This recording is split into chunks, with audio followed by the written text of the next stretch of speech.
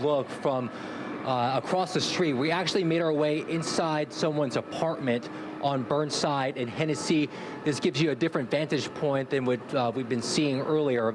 Right now, we see firefighters once again going through that debris pile. FDNY saying moments ago they don't know what's underneath that debris pile. So here we go again. You see firefighters on the scene searching every inch of this rubble. A short time ago, we did see them taking apart, or at least trying to take apart the top portion of the scaffolding. Again, they're working under dangerous conditions right now. You're talking about a possibly unstable building, a big pile of debris, and potentially some people, we don't know at this point, but potentially some people underneath that big pile of rubble. Neighbors telling us here in this apartment building, they felt their apartment shake.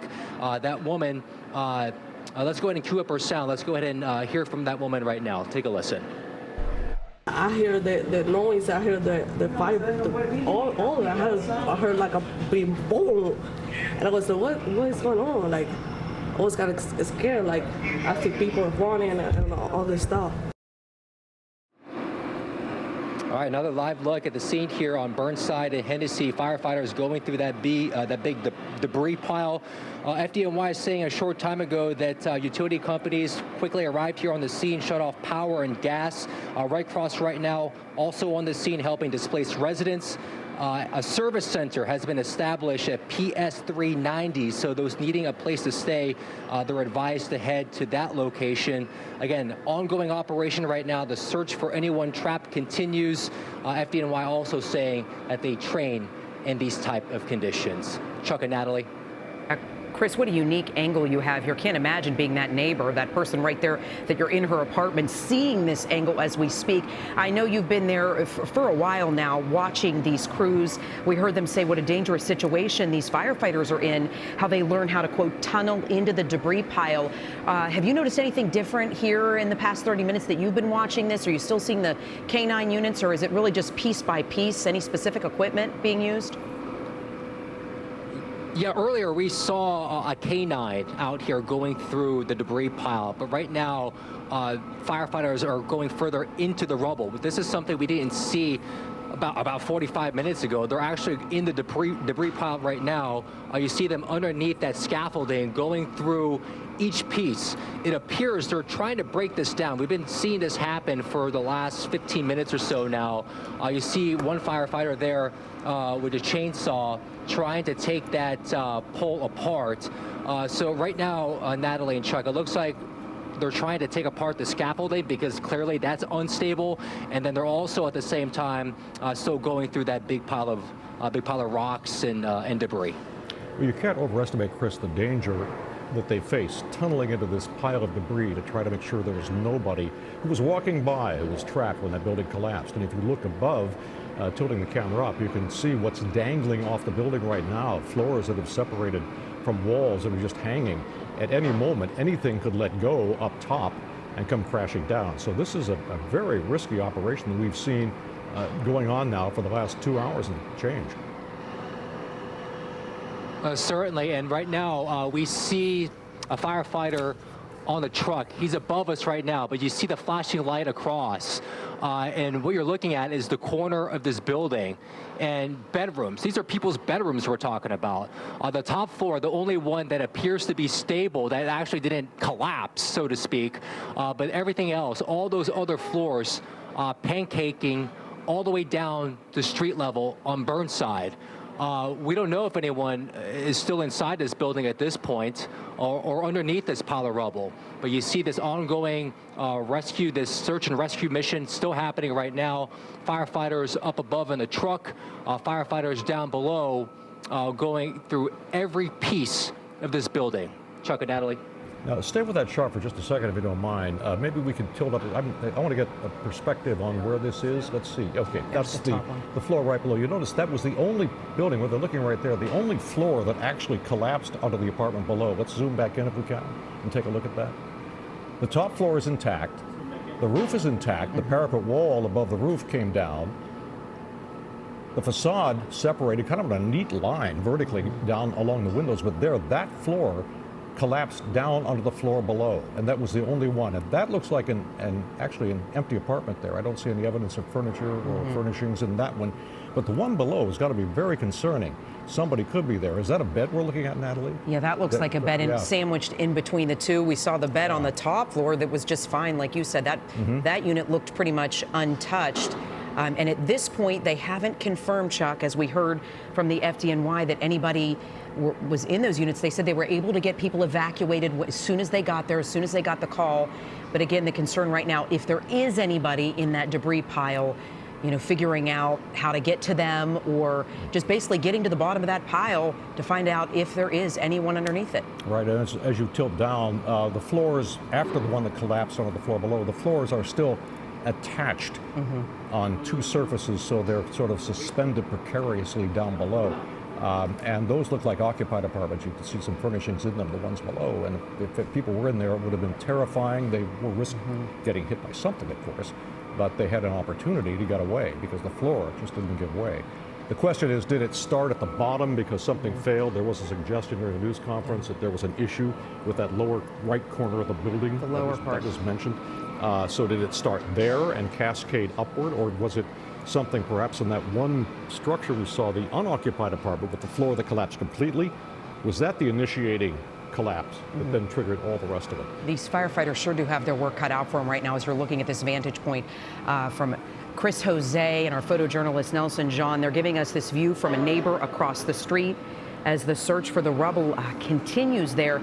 We also heard from the Department of Buildings talking about a most recent report of this building saying there were 7 unsafe facade conditions. To get more into that, we've had News Force Chris Glorioso digging into the history of this building since 3:30, really, Chris, that you've been working on this. What have you found out? Well, what's clear from the building commissioner's comments is that there have been ongoing concerns about the facade of this building, but the question is, how much did those concerns play in? Now, the buildings commissioner did talk about unsafe facade conditions, those 7 open violations, but let's be clear, lots of buildings in New York City do have facade issues. That's why you see so much scaffolding everywhere.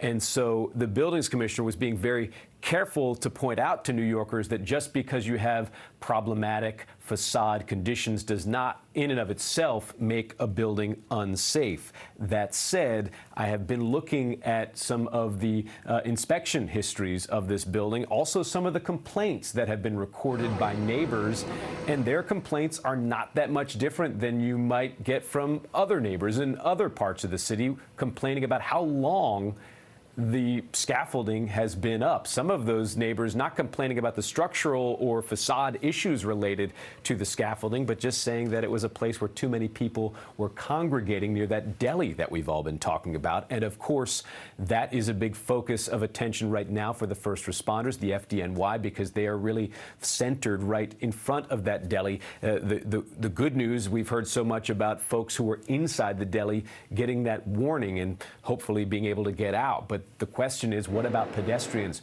who might have been underneath that scaffolding? Obviously, the weight of all that rubble, not something that the scaffolding could protect them from. I also want to point out that one of the pieces of research we did was the same kind of thing that anybody might do. We went on Google Maps and we looked at a picture of what this building used to look like. And you can see the concerns from those neighbors was borne out. The scaffolding wrapped around the building right on that corner, and there were lots of people congregating underneath. Let's give you a listen to what the Department of Buildings had to say about this building and about what they knew regarding the facade issues there. The owner of this building submitted their most recent report in March of 21. That report did find unsafe facade conditions, 7 of them, mortar that was deteriorating, cracked bricks. There is an active permit, a permit that's valid until next summer. Work was being done on this building as recently as a few days ago. Going back to March of 2021, and when we looked at the violation history on this building, we found a violation related to facade issues going back into the beginning of 2020.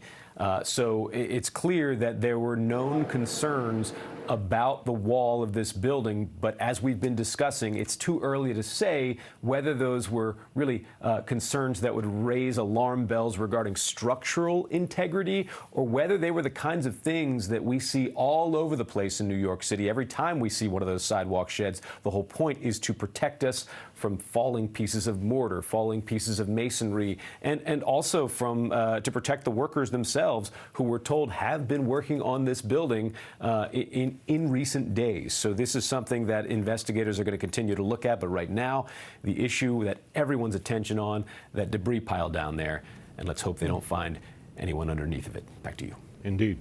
Thank you very much, Chris. And we had a shot a moment ago of that painstaking work going on there, digging through the debris by hand, because it's the only reasonably safe way to do it. None of this is safe, but that's the only reasonably safe way to do it. To get in there with heavy equipment now and with there's life at risk potentially underneath just wouldn't work.